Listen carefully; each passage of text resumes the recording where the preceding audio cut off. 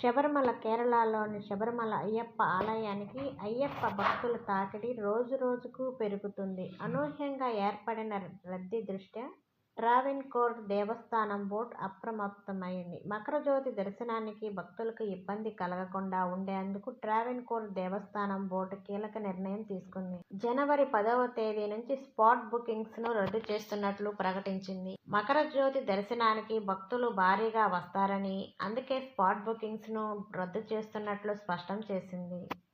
ముఖ్యంగా మకరజ్యోతి దర్శనానికి మహిళలు, చిన్నపిల్లలు రావద్దని సూచించింది. జనవరి 14వ తేదీన 40,000 మందికి మాత్రమే దర్శనానికి అనుమతిస్తామని ట్రావెన్కోర్ దేవస్థానం బోర్డు తెలిపింది. 15న మకర సంక్రాంతి రోజున కేవలం 50,000 మందికి మాత్రమే బుకింగ్లు పరిమితం చేసినట్లు ఆలయ అధికారులు తెలిపారు. 16వ తేదీ నుంచి 20 వరకు అనేక మంది భక్తులకు దర్శనానికి, వసతికి ఏర్పాట్లు చేసినట్లు వెల్లడించింది.